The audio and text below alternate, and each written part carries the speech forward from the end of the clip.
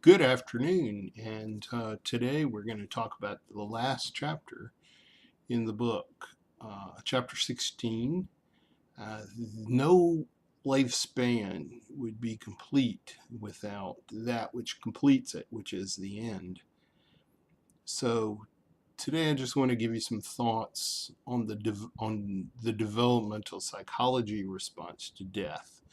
And I think first of all we have to understand what it is, excuse me, and what does that mean? Because I think most of us have probably known someone who has died, maybe someone who is dying.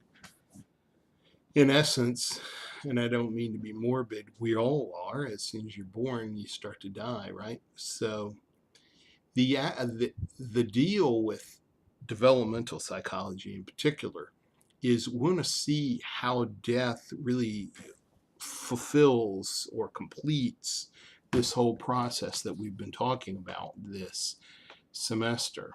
Um, so first of all, you need to understand what do you believe? What do you think? Belief is good, and I think as we've seen in developmental psychology, people really rely on hope, rely on beliefs, rely on different um, aspects on which they build their lives and the choices that they make in their lives. So death probably, for at least for most of us, is part of this paradigm of what we believe. Um, you live your life, or many people live their lives, really based on an idea of that the things that they do have some kind of value that was going to give them something after they pass on. And here's the deal: if you don't, and that's fine. If you don't, if you believe that death is really just the end, for a lot of people that's a difficult thing to accept, because if there really isn't anything at the end, then what's really the purpose? What is the point at which you would say that I have this responsibility to other people or responsibility to myself? You think about the way we live our lives. You try to take care of yourself. You do things nice for yourself. Maybe buy yourself things you want. Maybe you work out or you eat right or whatever. Um, all of this is really uh, for a reason. And you believe that death can somehow go better if you look good or you feel good or you're healthy, or maybe you feel like your death will come much further along. um, as we saw in the last chapter, there is some kind of stage at which you say, okay, it's coming. This is the reality. Okay. So first of all, to understand death, and I don't know, because I've never been dead, what exactly there is. I don't know if I personally believe other people who have gone and come back or whatever, but I do think it's kind of interesting to read what other people say. It's interesting to me, particularly that they seem to disagree. But anyway, here we go. This is death, biologically. It's not when your heart stops beating, because you can always get your heart, or most of the time they get your heart to beat again. It's really when your brain stops, what we call whole brain death, which is where there is no more brain activity.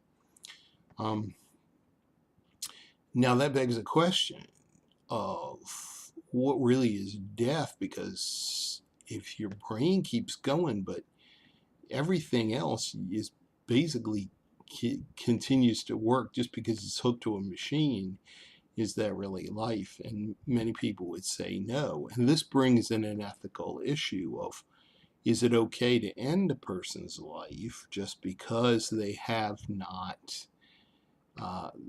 the brain activity still, so they're not technically dead, but the rest of their bodies are hooked up to a machine and probably will always be hooked up to a machine to keep them going? And this begs an issue called euthanasia, which is not young people in the Middle East, in the Far East, but euthanasia is a word that means basically killing somebody for probably for mercy's sake. Active euthanasia would be where you actively are going to end their lives. Passive is where you don't do anything to maintain their life. Um, this then brings up the question of how do we know? Because a lot of people get to that end and they're there, but they can't talk, so you can't ask them, "Are you ready?" or anything like that. Um, and anything that they would say, you don't even really know if they really know what they're saying. And so here we go. A lot of people will prepare for their deaths by saying, these are the specific conditions on which I want to be able to be maintained as far as alive, and these are the conditions on which please just turn off the machine and let me go, which again would be passive euthanasia. Active euthanasia is illegal in every state but one, I believe, or one or two. Okay, so that's the death issue. That's the biological, I guess, or the physical part of death. The psychological aspects are a little more, mostly because of the lifespan. And what will the big question seems to be, what is quality of life, and what is it that makes my life worth living for me? Because other people may answer the question differently. What is it that makes your life worth living for you? Um, how do you feel about your life coming to an end? No matter what you believe might be there after you die, how do you feel about the process of ending of your life ending? Um, and I think I'll bring up this term that you're going to read in this chapter's final scenario.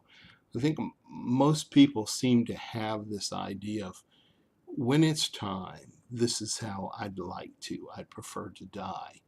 A very good friend was once telling me how she wanted to die, to fall out of an airplane without her parachute not open. Then she would plunge into the ocean and in shark infested waters, and the last thing she wants to see is the mouth of the shark coming toward her.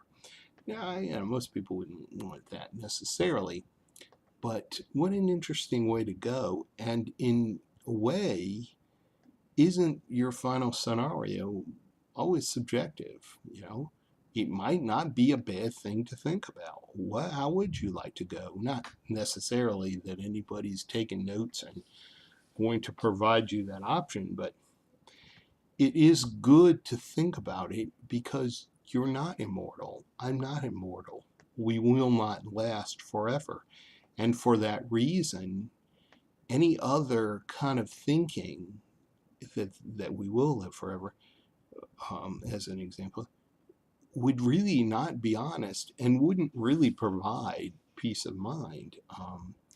So let's take death in hand the same way we take life in hand and think about what is it, the reason. What is life all about? What is it that makes life worth living?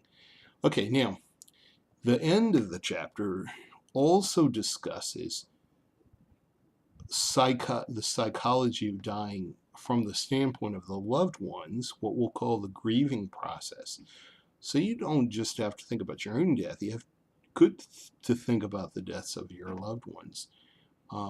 You probably don't want to walk through a final scenario for them because that's not any of your business. And if you told somebody how you want someone to die, you may end up in jail. So let's not do that. Um, so the grieving process is not necessarily the same for everybody, which means that we need to give each other a little grace when people are going through grieving, because what you see in somebody else may not make any sense to you, but it makes sense for them. Uh, Hopefully it makes sense for them. And so that grieving is unique and subjective. Um, this is where we'll come to a word like coping, and we've talked about coping before, where probably many times in our lives, maybe at least once a day, there's something that happens that may make you really disappointed, and not being able to live forever may disappoint you. In which case, that there must be some coping with that stress or with that stressor. Here's the deal. Um, Coping should at some point reach a point called acceptance, because we can change a lot of things in our lives. We can adapt to a lot of situations, but we cannot bring back someone who's already passed. Uh, you might, if your cat or dog died, you can buy another cat or dog. It doesn't replace that one, but the one who passed. But it is something you can do. You can't really do that with a child or a parent or a loved one, or, well, not that children and parents are not loved ones, but you know what I mean. So think about that. This is a chapter, I hope, that encourages you towards some reflection.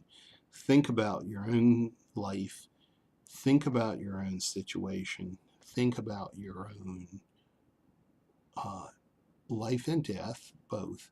And then also think about your loved ones and what they mean to you, and live life to the fullest so that when it ends, there is as little disappointment as possible. But live life knowing that it will come to an end. That is probably one of the only facts that I can tell you in developmental psychology, is that you're going to die, and it's okay. So live your life in a way that makes that worth it. And you've been a wonderful class. And I hope you've enjoyed developmental psychology. I certainly do, because I like people, and I like you. And I hope you have a great life. Take care of yourselves, and I'll see you in the next class.